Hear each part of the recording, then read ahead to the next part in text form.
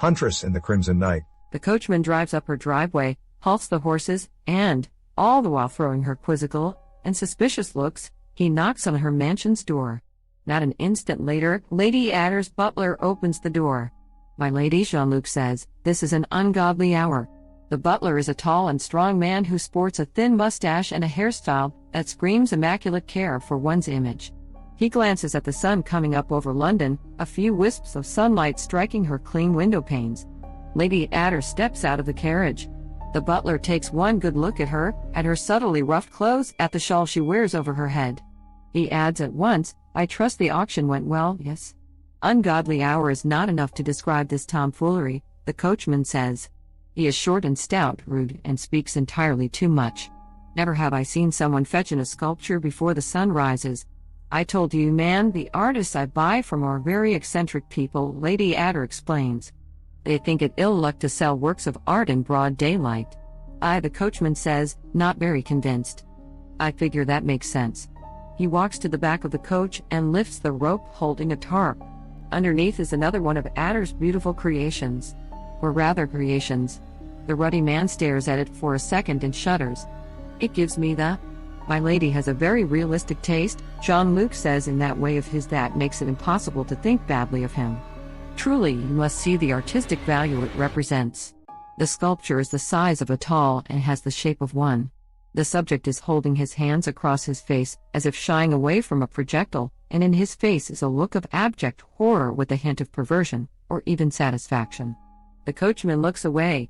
"Yes, yes, sir. Looks very posh. Very modern, yes.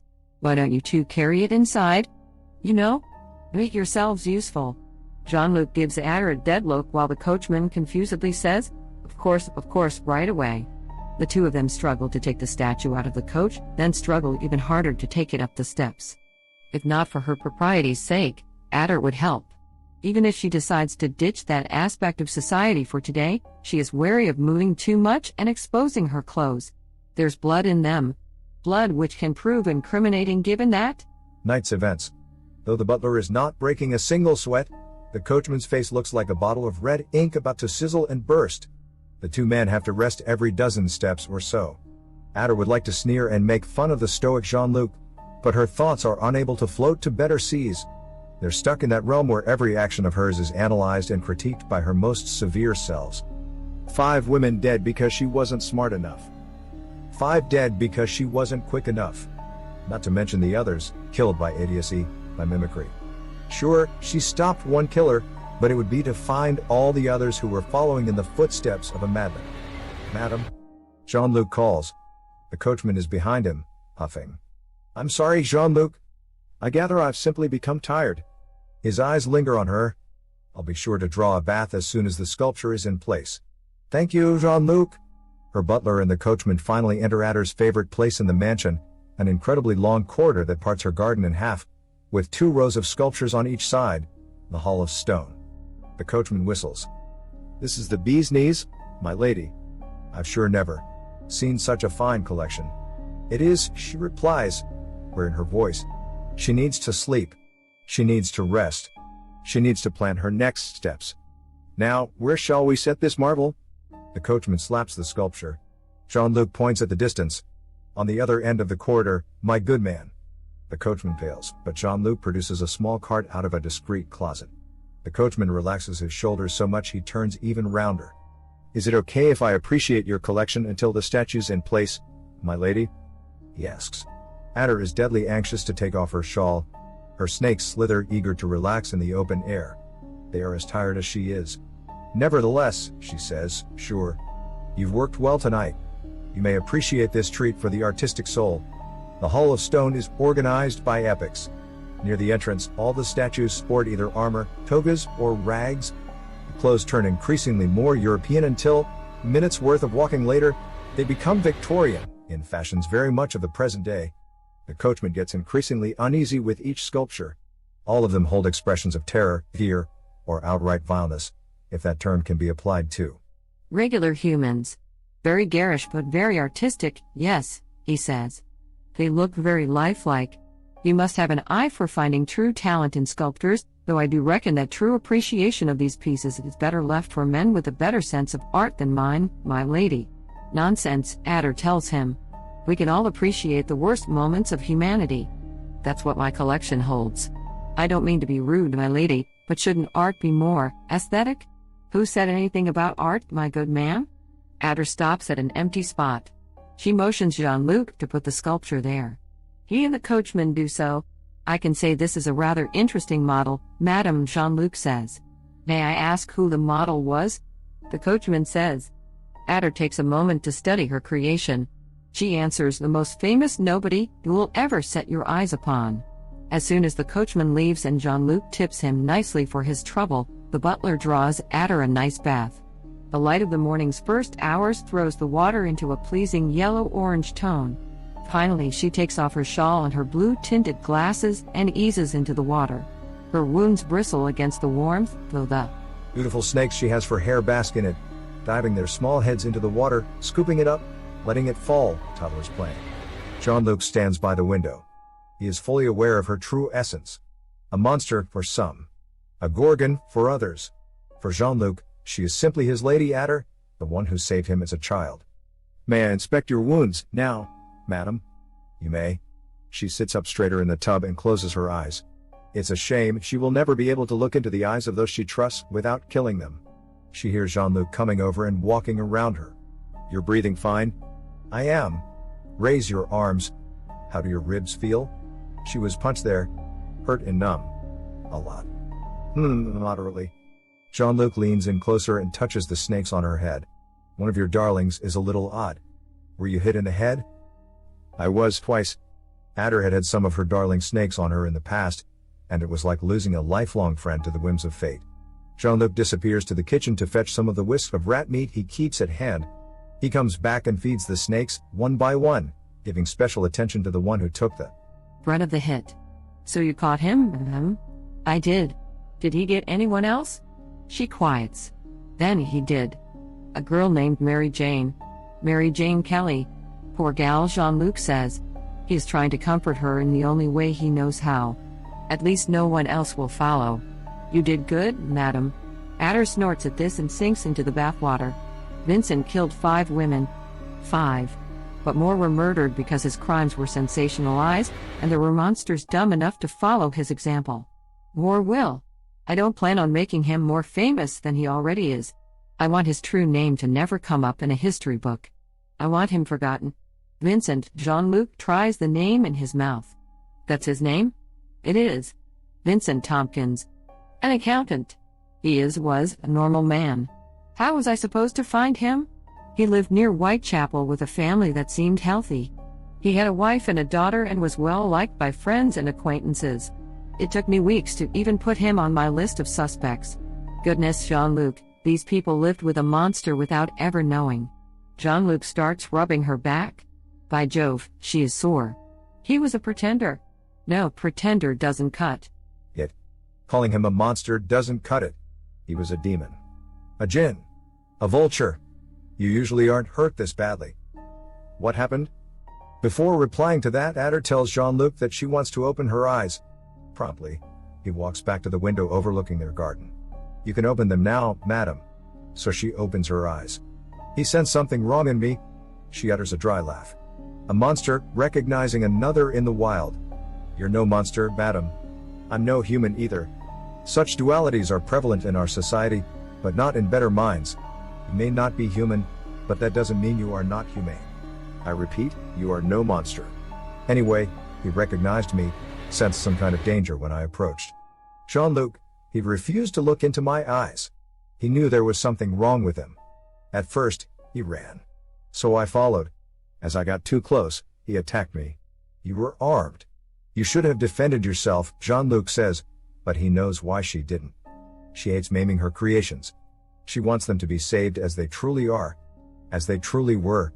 She wants to forever savor that last look of fear. Or, in some cases, that of acceptance. She looks beyond Jean-Luc.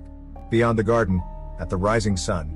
A couple of birds pass through, blocking the sun for ephemeral moments. Would it do any good? Her actions, will they change anything?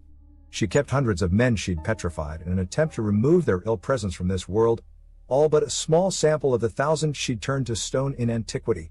Despite her best efforts, there are still wars, there are still horrible crimes, there are still corrupt politicians. There still is too much evil. As if reading her thoughts, Jean-Luc says, "At least you've caught him now. He won't anyone else now." But he did. 5 women. Having turned Vincent to stone will never bring them back. Adder had some routines in place. There were particularly bad streets in London, bad neighborhoods where crime was of particular regularity. Coppers always opted to circumvent those places. It was easier to ignore the worst slums than it was to protect the innocents living in them. Enter Lady Adder. Using a discreet shawl and a regular outfit made of a brown skirt and a grey undershirt, she patrolled the worst places of London. One of these places was Flower and Dean Street and the entire East End region. Adder had caught a good handful of men who abused their authority and had turned them to stone, 5 of which she'd sold for a hefty price as sculptures in the last year.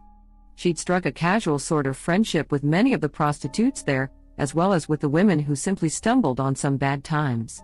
That was how she'd first came to know Marian Nichols. Nichols was a happy gal with a bad turn for alcohol and terrible luck in life. She had had a terrible husband in her youth, a terrible job, a terrible everything. Adder was eager for the day in which she'd patrol Flower and Dean Street or Thrall Street, and Nichols would not be there, but far away, in search of a better life. Instead, on the August 31st, Adder read of Nichols' death in the newspaper. Sliced throat. Mutilated. Repeatedly stabbed. This woman was a drunkard but was not hated by anyone. If anything, those who knew her pitied her. Adder's experience told her the murderer had not acted in haste or anger, but out of twistedness. London Metropolitan Police set Frederick Aberline on the case after rumors of this being a serial killer emerged. But Adder knew better. While the previous murders in the city were most probably related to gang violence, Nichols's felt special. It felt like it was the start of something. Adder prowled like a hound during that first week of September. There was a lot of talk concerning Nichols. Some called her murder justified because she was unmarried. Because she was a drunk. Her snakes went feral whenever a comment like this was passed around. The list of Adder's suspects grew little by little. By the end of the following week, she had the names of 8 men and 3 women on her list of potential killers. Then, on the morning of the 8th of September, Adder woke up after a late night to panic on East End. The body of a prostitute Adder had encountered but never spoken to, Annie Chapman, was found early in the morning. Through the morning paper and by spying in the right places, Adder pieced together the crime scene. Her coat was cut, left to right, disemboweled, intestines removed, set over her shoulders. Despite not hearing it anywhere, Adder thought it likely the killer had taken an organ. If he ripped open Annie Chapman's intestines, then it was likely he had taken a trophy. Chapman's pills, a comb, a piece of torn envelope, and a frayed muslin were some of the random objects found at the crime scene. A leather apron was also left in a dish of water. The killer, Adder was sure, left the items there only to confuse the detectives and the public. Every part of the crime scene was deliberate. Each item could be traced to a different clue, leading to a different kind of suspect. The killer knew he wouldn't get caught. He'd never reveal his identity. He was making fun of everyone who thought he'd be found out one day. Whoever he was in it for the long run. Adder went after each and every one of her suspects, but none behaved in any way that would hint them as the murderers. Only a local bootmaker raised her suspicions, a man named John Pizer, who often publicly pestered women known to be prostitutes. Adder believed he had previously attacked some, but until she had solid proof, she wouldn't turn him to stone. He came to be known as Leather Apron after he was taken in as a suspect by the coppers. Adder didn't believe the man would be capable of the crimes. He was a coward. Too obviously a coward. Londoners were in a panic, and newspapers only exacerbated that panic. Media was that ended up costing some people their lives. Jean-Luc notified Adder a few days later of a couple of murders in the southern part of town. People were sending letters to newspapers pretending to be the killer, some going so far as to actually. It got crazy fast. People broke into the police station on Commercial Road on the grounds that the coppers already knew who the killer was and were keeping him there. Rewards were offered for the head of the killer. Even a committee was founded by locals of Whitechapel. Adder herself barely slept. Her list of suspects grew every night. She'd spy over brothels, over restaurants, over alleys, over everything. Her nights were spent in blind protection of the people of Whitechapel. It got to the point where she had to bring Jean-Luc with her to make sure she stayed alert. 1 week passed. Then another. Jean-Luc and she labored over every letter that was sent to the papers, over every postcard that was possibly sent by the murderer. During the final week of September, Adder began to cut off suspects from her list until she was down to 5. 5 men whom she'd crossed more than once, roaming about in the night. It was on the 30th that her hard work paid off. Lady Adder is in her bathrobe petting her snakes, studying the sculpture of Vincent Tompkins. There's a spot of a rough texture on his shirt. Blood. Mary Jane Kelly's blood. Looking at it, Adder can hear the spurting sounds of her innards as Vincent took her apart. That visceral stench, the taste of iron permeating the very air she had breathed just hours before, the red tinging the clothes she'd been wearing, the wetness of the blood clinging to her skin. At least she'd gotten to see horror on that monster's face. Vincent had gotten to see the inner part of her that not even Jean-Luc nor Perseus had seen. Her true essence. Her true appearance. She needed to become a monster to take down another. She was a monster, wasn't she? Madam. A reassuring hand falls on her shoulder. She immediately puts the sunglasses on and looks at Jean-Luc. You are not like him, he says. I know. What will you do now, madam? I'll rest today. This man put London on chaos, and part of that tired me by itself. I'll still have fires to put out in the next couple of weeks. There'll be copycats sprouting all over London. You can't take them all by yourself, madam? No, I cannot. But I can. Certainly try. You should rest, madam. So should you, Jean. She tries to give him a sympathetic look, resulting in a mere sad smile. She turns around to leave. You've been up all night. So have you. Madam, where are you going? To get dressed, she replies. To go where? She stops, glances one last time at Vincent Tompkins, the Whitechapel murderer cast in stone. To see her body. I want to make sure she was found. I don't want to leave her like that. Jean-Luc relents and says, I understand, madam. I'm going with you. Adder was following one of her suspects, William Clarkson, a high-grade wig maker who had both royalty and previous criminals on his list of clients. Adder was blind with exhaustion, half stumbling at times. William had a liking for late-night strolls, as did every one of her suspects. She was passing near Duke's place when a scream rang in the dead of night.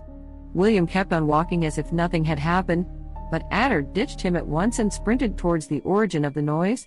The scream couldn't have been that loud, since she had a sense of hearing far better than any human. Whatever happened, a woman had been killed, for Adder heard no other signs of struggle. She ended up entering Mitre Square and immediately spotted a large figure in a corner shadowed by moonlight. The figure was hunched over a corpse. Cutting. Slashing. Adder was too late. But not too late to catch him. The moment she took a step forward, the killer went still. How the had he felt her? He looked up and saw Adder. He thrust a hand into the corpse's stomach twice, both times taking an organ and wrapping them in cloth, then got up to escape. You, she yelled and went after him. Yet, he had disappeared. No. Steps. Steps far away. He turned a corner. Blinded by rage, Adder ran, almost catching up to the man, to the killer, to that monster. He veered into a large street, empty save for him, Adder, and a confused woman. The killer was running straight in her direction. The knife in his hand glimmered against the moonlight. Run away, Adder yelled at the woman. The woman screamed and took a stumbling step back, her back meeting a wall. Run! She screamed again, but the killer ran past the woman, left hand but a blur, the knife slicing her throat. Blood spurted out the woman's neck. She put a hand to it, saw it coming away slick and red, and fainted. The killer escaped because Adder stopped by the woman, holding the wound in her neck as if her useless hands could stop life from leaving her. The wound was too wide. This woman was dead. Unless Adder turned her to stone. She'd still be dead, but some part of the woman would be eternal. Adder always wanted a sculpture that was beautiful, not the result of punishment, but of mercy. However, Adder heard steps approaching. The woman tried to open her eyes, convulsed, then went still. It was too late now. Defeated, Adder climbed rooftops in search of the man who'd done this, her clothes wet with the blood of an innocent. But there was no one on the street save for those now finding the bodies of the two women. The next day, Adder learned their names, Catherine Eddowes and Elizabeth Stride. Adder didn't know Stride, but she had talked to Eddowes before. She was just a regular woman. A regular human. Nothing living deserved such horrible deaths. Adder knew it hadn't been the killer to write that letter. She'd been before him. The killer was not a man to be recognized. He didn't want the acclaim, the attention for himself, but for his work. His focus was on the murders, on showing others it could be done. In his own mind, he was an artist, the murders his canvas, his subjects. But that he was. Just like Adder was. Monsters from places better left untouched by humanity. Still, Adder did not know who the killer was. She had removed all those who didn't match the killer's body shape from her suspect list and added some others who did. The result was 6 men. All through October, she worked hard to discover which one of them was the killer, to no avail. Every single night was spent making rounds throughout London, checking on each suspect. Every single night, she was disappointed. In her wanderings, she turned 2 men into stone. One was abusing his wife, whilst another a young boy. Jean-Luc sold both sculptures. Adder couldn't keep every single wrongdoer her snakes caught. She only kept the most vile ones in the Hall of Stone, to remind herself of what the race that had killed her sisters was capable of. On the 1st of November, Francis Tumblety, one of her main suspects and a con man, went for a night stroll. He repeated it on the 2nd. On the 3rd day of the month, Vincent Tompkins, an accountant who worked by the docks, also left his home. Neither carried weapons, nor cloaks, nor anything that could be considered suspicious. She divided her next nights between following one and the other and memorizing the paths that he liked to take. It was tiring work, but worth it, for on Friday the 9th, she first went to check on Francis. He did his usual round. Adder ran for 20 minutes until she found Vincent, only to see he was in none of his usual paths. And he had certainly not gone back home. The moon had a red sheen to it that night, making Adder see blood in every corner she glanced at. It was a crimson night. Something was wrong with the very feel of the air, with the very fabric of reality. Vincent was carrying no weapon visibly. He could very well be hiding an arsenal of blades underneath his suit. Adder searched and searched, ears always open for screams. She heard none. In the end, what brought her to the murderer was nothing but dumb luck. Passing through what was, possibly, one of the worst slums in London, Dorset Street in Spitalfields, Adder caught sight of a room illuminated by a fireplace. Though it was night as of yet, the sun would rise short of an hour hence, so the city was at its quietest. Except that room with a burning fire. Slowly, Adder made her way there, careful not to be heard, noticed, or even felt by that man. The door to this room was unlocked.